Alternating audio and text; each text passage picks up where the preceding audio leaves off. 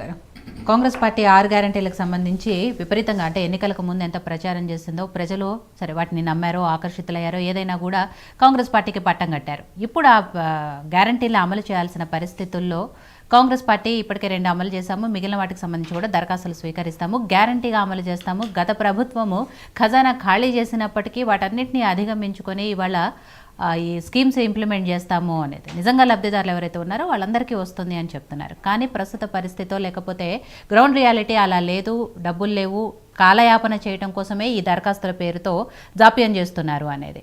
But వాళ్ళు చెప్పిన దానికి చేసే వాటికి ఎక్కడా పొంతన లేదు అని చెప్తున్నారు. దీనికి సంబంధించి మీ విశ్లేషణ ఎలా ఉంది? కోటేశ్వర గారు మ్యూట్లో ఉంది మీ వాయిస్. ప్రతిపక్ష పార్టీలు చేస్తున్నటువంటి విమర్శల్ని పూర్తిగా కొట్టుపారేయాల్సినటువంటి అవసరం లేదనేది నా అభిప్రాయం. వాళ్ళ అభిప్రాయాలు వాళ్ళని చెప్పనివ్వండి. ప్రభుత్వం కూడా ఒక స్పష్టతతో ఉండాలనేది కూడా నేను ప్రభుత్వానికి కూడా లేదా అధికార పక్షానికి కూడా నేను చెప్పదలుచుకున్నాను. ఎన్నికలకు ముందే కాంగ్రెస్ పార్టీ చేసినటువంటి వాగ్దానాలకు సంబంధించినటువంటి లబ్ధిదారులను గుర్తించడం అనేటువంటిది అది ఒక పెద్ద ప్రక్రియ. ఆ ప్రక్రియ అనేక సమస్యలకు దారి తీస్తుంది. దానికి అవసరమైనటువంటి ప్రాతిపదికలు ఏమిటనేటువంటిది అక్కడే అసలైనటువంటి సమస్య మొదలవుతుంది అనేటువంటిది ఎన్నికలకు ముందు జరిగినటువంటి చర్చల్లో కూడా నా అభిప్రాయం స్పష్టంగా చెప్పాను. ఇవాళ ప్రారంభమైన తర్వాత అది జనంలో ఆ విధమైనటువంటి గందరగోళం కొంత తలెత్తిన మాట వాస్తవం. దీనిలో 2 అంశాలు ఉన్నాయి. ఒకటి ఏమిటంటే ఇన్స్టాంట్ గా కార్డు పెట్టగానే ఏటీఎంలో కార్డు పెట్టగానే డబ్బులు రావాలి అన్నట్టుగా ప్రతిపక్ష పార్టీలు చెప్తున్నాయి. కాంగ్రెస్ నాయకులు కూడా అదే విధమైనటువంటి అభిప్రాయాన్ని కలిగించిన మాట వాస్తవం.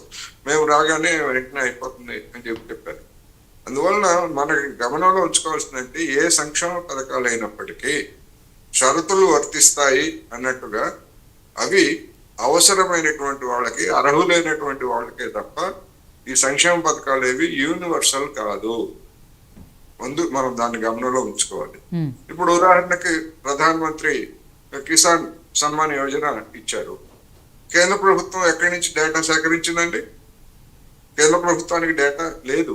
నిజానికి ఆయా రాష్ట్ర ప్రభుత్వాలు ఇచ్చినటువంటి తెలంగాణకు సంబంధించి రాష్ట్ర ప్రభుత్వం ఇచ్చినటువంటి డేటాను బట్టి వాళ్ళు 6,000 ఇవ్వదలుచుకున్నారు, 6,000 ఇస్తున్నారు ఇర్రెస్పెక్టివ్ దానికి సంబంధించి. ఎందుకంటే వీళ్ళ దగ్గర డేటా ఉంది, ఎన్ని ఎకరాలు వాళ్ళు ఎంతమంది ఉన్నారు ఏమిటనేటువంటిది రైతు బంధు కోసం సేకరించిన డేటా ఉంది కనుక ఆ డేటాను ఉపయోగించుకొని కేంద్ర ప్రభుత్వం ఇచ్చింది. మరి అదే కేంద్ర ప్రభుత్వము మన బీజేపీ మిత్రులు చెప్పినట్టుగా ఇవాళ టెక్నాలజీ లేకపోతే యాప్ ఇట్లాంటి విషయాల్లో మరి రేవంత్ రెడ్డి గారి కంటే నరేంద్ర మోడీ గారు ఇంకా చాలా అడ్వాన్స్ గా ఉన్నారు. ఆయన ఎందుకంటే 100 సంవత్సరాల ముందు ఉంటారు ఆయన ఇటువంటి విషయాల్లో. మరి అవసరమైనటువంటి ఆహార సబ్సిడీ, ఆహార భద్రతా పథకం కింద ఎప్పుడో 80 కోట్ల మంది, ఇవాళ కాదు, నరేంద్ర మోడీ గారు ప్రధానమంత్రి కాకముందు నిర్ణయించినటువంటి సంఖ్య 80 కోట్లు. తర్వాత ఇప్పుడు జనాభా పెరిగితే ఆ పెరిగినటువంటి జనాభాలో ఆహార భద్రతా అవసరాల కుటుంబాలని ఎందుకని కేంద్ర ప్రభుత్వం గుర్తించలేకపోతుంది ఇప్పటికీ? మరి వాళ్ళ దగ్గర అన్ని యాప్లు లేకపోతే అన్ని ఉన్నాయి కదా, ఎందుకని గుర్తించలేకపోతా ఉంది? గుర్తించలేకపోవటమే కాదు రాష్ట్ర ప్రభుత్వాలు ఇదిగో మేము గుర్తించాము, తెల్ల రేషన్ కార్డు ఇచ్చాము, ఈ రేషన్ కార్డు వాళ్ళకి కూడా మీరు రేషన్ ఇవ్వాలంటే ఇవ్వడానికి నిరాకరిస్తూ ఉంది. అందుకనే మన తెలంగాణలో 85 లక్షలు 86 లక్షల రేషన్ కార్డులు ఉంటే అందులో 53 లక్షలకు మాత్రమే కేంద్రం ఇస్తా ఉంది. మిగిలినటువంటి వాటన్నిటి కూడా రాష్ట్ర ప్రభుత్వం భరిస్తూ ఉంది. మరి ఎందుకని ఇవ్వటం లేదు? కేంద్ర ప్రభుత్వం దగ్గర డబ్బులు లేవా? ఉన్నాయి కదా, ఎందుకని ఇవ్వట్లేదు? యాప్లు లేవా? లేకపోతే పేదరికం ఎవరుందో ఆకలి ఎవరుందో వాళ్ళకి తెలీదా? ఎందుకని ఇవ్వట్లేదు అంటే సమాధానం ఉంటుంది. కానీ మనం విమర్శించేటప్పుడు మనకున్నటువంటి రైట్ ను మనం ఏం కాదంటలేదు. కాకపోతే ఏంటంటే ఇక్కడ పొలిటికల్ యాంగిల్ ఏంటంటే ఎందుకు రాష్ట్ర ప్రభుత్వం ఈ విధంగా మళ్ళా సమాచారం సేకరిస్తా ఉంది అని చెప్పేసి చూసినప్పుడు గత ప్రభుత్వం సేకరించినటువంటి సమాచారం ఎట్లా ఉందో మనకు తెలియదు. ఆ సమాచారాన్ని ప్రాతిపదికగా చేసుకొని అమలు జరిపితే వచ్చేటువంటి సమస్యలు ఏమిటో మనకు తెలియదు. రెండోది కొత్తది, ఇప్పుడు వృద్ధాప్య పెన్షన్లకు సంబంధించినటువంటి డేటా ప్రభుత్వం దగ్గర ఉన్నది, దాన్ని యాజ్ ఇట్ ఈజ్ గా తీసుకుంటారు.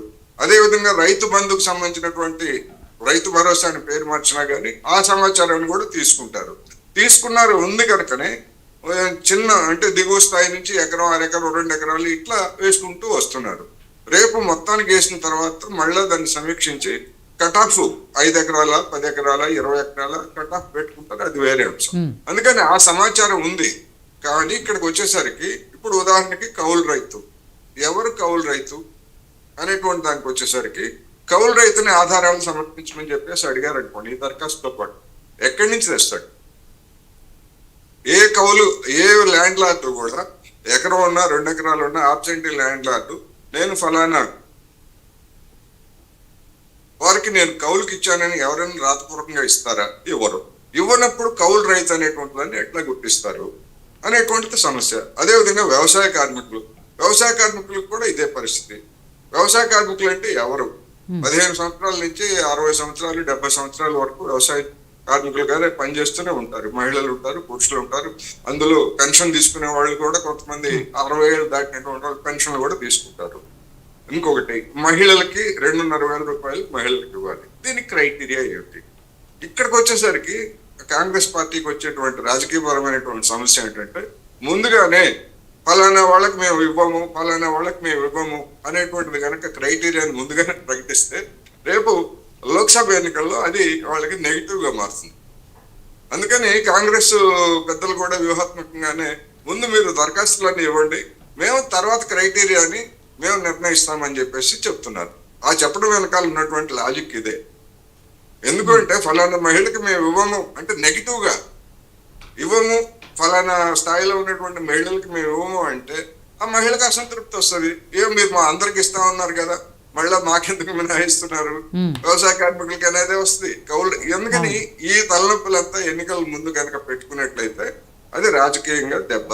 ఆ దెబ్బని తప్పించుకోవడానికే నా అభిప్రాయం ప్రకారం వీళ్ళు మళ్ళా మొత్తం డేటా కలెక్ట్ చేస్తున్నారు. డేటా కలెక్ట్ చేసిన తర్వాత అయినా ఆ తలనొప్పి తర్వాత అయినా వాళ్ళకి ఎదురవుతుంది. దాన్ని ఎట్లా ఫేస్ చేస్తారు ఏమిటనేటువంటిది అది వేరే అంశం. ఎందుకంటే తర్వాత వాళ్ళు మళ్ళీ పంచాయతీ ఎన్నికలు వస్తాయి, మున్సిపాలిటీ ఎన్నికలు వస్తాయి, ఇవన్నీ కూడా వరుసన వస్తాయి కనుక వాటిలో. అందుకని ఇది దరఖాస్తులు ఇచ్చేటువంటి సమయంలో కొన్ని అనుమానాలు. మీరు ఇవన్నీ అడుగుతున్నారు, పెన్షన్ తీసుకుంటున్నారా, లేకపోతే మీ ఇంట్లో ప్రభుత్వ ఉద్యోగం ఎవరైనా ఉన్నారా, లేకపోతే ఏమిటి ఇట్లాంటివన్నీ అంటే ఓహో వీళ్ళన్నీ ఉన్నాయంటే వీటిలో కొన్నిటికి అనర్హులను చేస్తారేమో. డెఫినెట్ గా చేస్తారు, లేకపోయినా చేస్తారు.